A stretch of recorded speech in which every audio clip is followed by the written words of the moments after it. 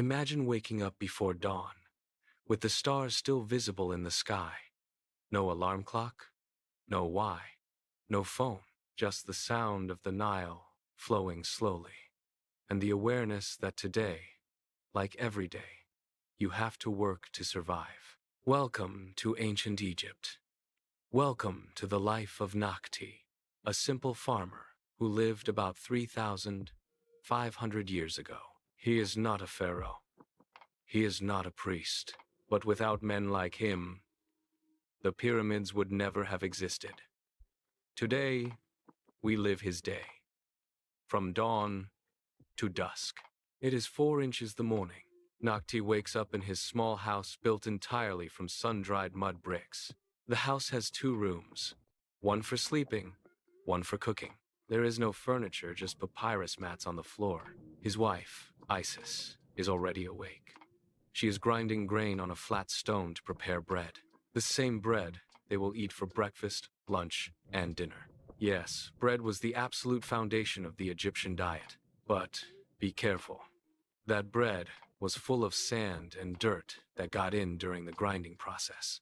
Historians know this because the teeth of Egyptian mummies show enormous wear. Nakhti eats quickly. Barley bread, raw onions, and a bowl of thick beer almost like a porridge. Wait, beer for breakfast? Yes. Egyptian beer was nothing like modern beer.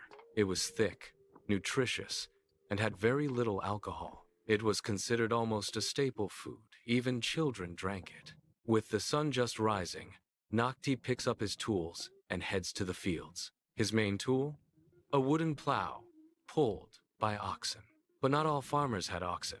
The poorer ones tilled the earth with their bare hands. Nakhti works for the Egyptian state. Technically, all the land belongs to the pharaoh, the living god. Farmers cultivate the land and pay a portion of the harvest as tax. What do they grow? Wheat and barley, the foundation of everything. Flax for making fabrics and ropes. Onions, leeks, garlic, the flavors of ancient Egypt. Figs and dates, natural sweetness. The work is brutal. Under the Egyptian sun, which can reach 45 degrees, Nakhti works for 6 to 8 hours without rest. And if you don't pay your taxes, the scribes and officials of the pharaoh come to collect, and they are not gentle. Historical papyri show us scenes where farmers are beaten if they fail to deliver their grain. Nakhti's life depends entirely on one single thing: the annual flooding of the Nile. Every year, between June and September, the Nile overflows. When the water retreats, it leaves behind a layer of black, incredibly fertile silt. Without this flood, no harvest, no food, no Egypt. The Egyptians called the fertile land Kemet, the Black Land, and the surrounding desert, Deshret, the Red Land, the land of death. Nakhti knows well the 3 seasons of the Egyptian year: Akhet, the season of flooding; Peret, the season of planting; Shamu, the season of harvest. During the flood, when the fields are underwater, Nakhti is recruited to work on the pharaoh's great projects: the pyramids, the temples, the monuments. At midday, Nakhti returns home to eat. The lunch is simple but filling. More bread, dried legumes like lentils or fava beans, sun-dried fish caught from the Nile, and onions eaten raw just like we eat fruit. The Egyptians were obsessed with onions. They considered them almost sacred. According to some papyri, the workers who built the pyramids received onions as part of their salary. Imagine getting onions in your paycheck. After lunch, Nakhti rests briefly. In the afternoon, the heat is unbearable.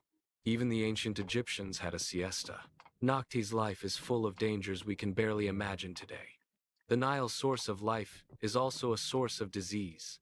Thousands of farmers suffered from schistosomiasis, a parasite that entered the body while working in the canals. The Egyptians knew how to heal themselves, though. Egyptian medical papyri, like the famous Ebers papyrus, describe hundreds of remedies.